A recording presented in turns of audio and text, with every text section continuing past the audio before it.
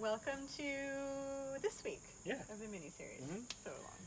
We're talking about the triangle geese block and the bloom block, another new block in the series for this sew along, which we're really excited about. New block, always exciting. What we're going to talk about a lot today is basically kind of tips and tricks for not nipping the top of your geese off, right? So for both of these blocks that we're looking at today, we've got these, we want to try to keep the points as best as we can for both of them. So we're doing triangles now. Yes, we're moving away from bars and strips and moving into triangles and stuff like that now. Yeah, so we're trying to be careful with the points. We want to try to keep them as best as we can. Since we're working in since we can see everything really small and tiny, you can see when things get the top gets kind of cut off a little bit. So we want to try to maintain that. I mean, that's the benefit of foundation paper piecing, right? Is that we can use these little tips and tricks to get the most precise block that we possibly can. Result. Yeah. So the big difference between what we're doing for this block and what we're doing for what we've done in the block so far is we've talked a lot about efficiency and piecing with the other blocks. For this one, we have to work a little bit differently. We can't add multiple sides at one time for this block. We have to add a piece of fabric, trim, and press every single time. There's no adding multiple sides, trimming multiple sides, and pressing, because everything kind of works concentrically, so we're kind of always overlapping and things like that. So you need to be working sort of for the bloom when you need to be working circularly. So working circularly, and for the triangle geese, you're kind of working upwards, right? But everything is going to be overlapping. Right.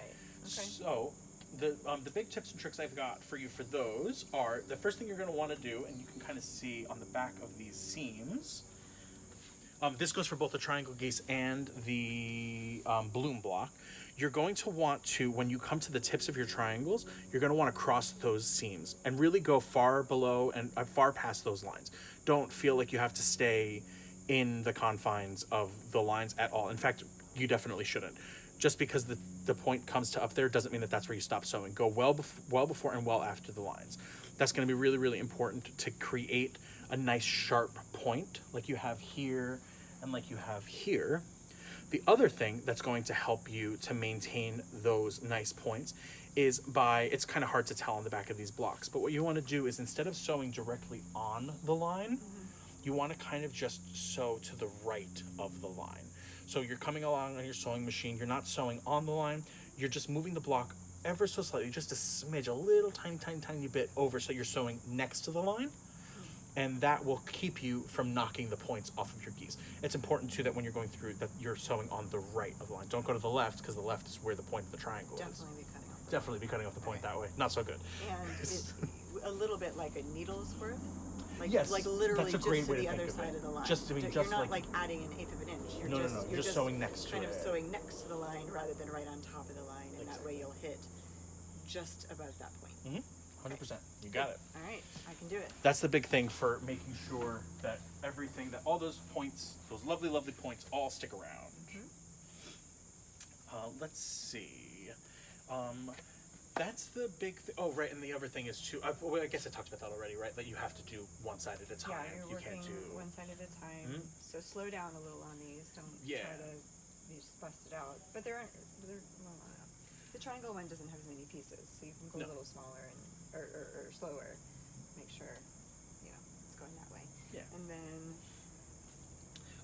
Right. Sorry. Yes. Thank you. So the other thing that you'll have to do as you're doing this, because you're going to be crossing your seams, obviously to trim away your excess fabric, you're going to want to get to the seam that you've just sewn. To do that, you're going to need to pull past your seam. You can kind of see here the paper is kind of ripped there. That's just because when I got to this edge right there, I pulled the paper down. With this seam right here, did the X, I had to pull the paper past that seam to get to here to be able to trim away the excess fabric. So don't be afraid of doing that. That's you'll have an X there. You'll have to rip the paper to get to your flat seam. Okay, so that's not bad. No, that's rip good. the paper a little. Rip the paper a little. Totally fine. Yeah. Cool. Well, these have some nice variations, and Giuseppe and I were just talking. Bloom has some variations that are yet to be discovered. Yeah, right? That's the thing that's fun about the new blocks. Yeah, the new Bloom as a new block, and any of the new blocks. What was really cool about the past so long was you know, some people doing some things that we hadn't thought of. You know, even though we're sitting here thinking about these all the time, there's always new ways to use the templates and new things to come up with. We get tunnel vision for it. Like, you know, like we see it as a certain way over and over and over again, but sometimes fresh eyes bring something totally new to the table, which is really, really cool, I think, as a designer, right? Definitely, for sure. Different ways to see the things you've sort of come up with. So both of these are examples of, you know, kind of how we envision it, a foreground and a background. The template is marked, is grayed to help you keep track of if you're doing foreground or background. The background is, the foreground is gray. It kind of depends on what size you're doing, right? Yeah, so if you're going for the larger size, the background will be gray, or if it's smaller, vice versa. It just kind of depends on which size you're doing. But it is differentiated a bit on the template. We were kind of brainstorming what are some other things that a person could do with these. We thought it could be cool to do maybe this whole section in a red, this whole section in an orange, this whole section in a chartreuse, whatever. But think about it more, the colors going along in that way rather than just background or foreground. I think you could do a whole thing in an interesting kind of foregroundy way, leave out the background part and have it would appear very much as a full shape that way. Those are some ideas that we've had. Do we have any other ideas? Those are what we talked about so far. Yeah, we're kind of just waiting to see what y'all come up with. Yeah, so let us know. We're waiting to see. Waiting to see what you do. This is another good one for fussy cutting the center. Yep. I think you did that. And Nice. Did you do that one? And all three of them, yeah, actually. That one. This one has a little Tiny little thing in the middle. flowery thing. Cute little right? stuff going on. If you wanted to have a bigger thing, you could very easily combine a section to make a bigger. Oh, for sure. You could bigger like you make a really Right, you can make you it like a really.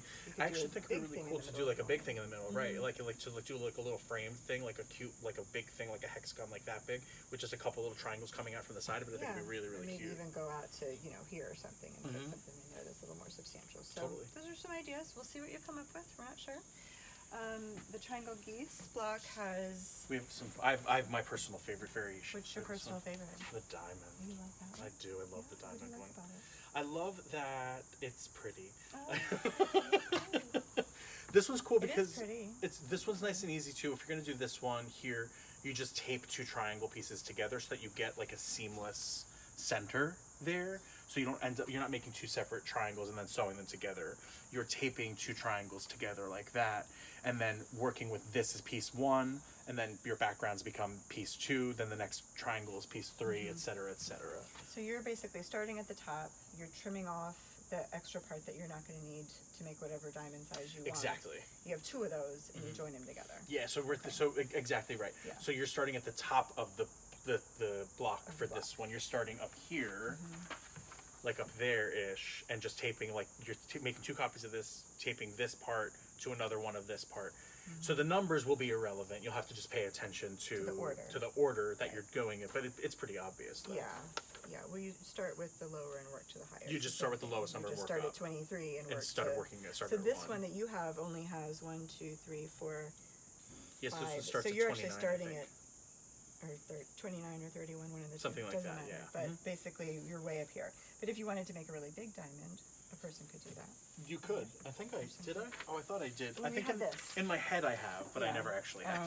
So maybe next time. you'll Maybe have for to the, I do think I'm that going to one. be doing it for And this one. this is a really cool That's a fun example one. of, what, 6 of them? 6 of them all together to make a hexagon. Yeah. And isn't this beautiful how just said we did the top, finishing the top like that, and then it makes a star in the middle? I just think that's very It's a cool. nice little thing. Very cool. So this is a really fun variation. What else? Yeah, That's another diamond. Here's another diamond. Here's one of the little triangles. I think that there's Basic one more. triangle. I feel like there was one more. I don't know. Oh, I have another hexagon. Right there, another hexagon. Oh, that's pretty. Yeah, Very nice. Okay. that's a fun one. So that's 6 of those little I triangles see. all together. That's 6. Oh, that's It's so just that's 6 really of tiny these ones. little tiny ones? Yeah, these little tiny ones. And they're about the same as the diamond. They're like pretty much the same size triangle, maybe like with one less part or whatever. Okay, I see. But yeah. So not a ton of pieces, but you could have a totally different looking block. So Totally. all of that's fair game with these blocks. You can switch it up however, or with that block, I should say, switch it up how you want.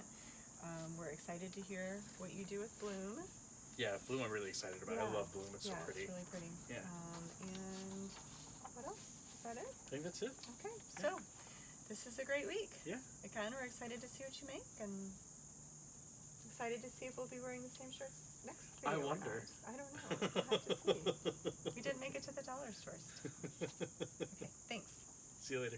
Bye.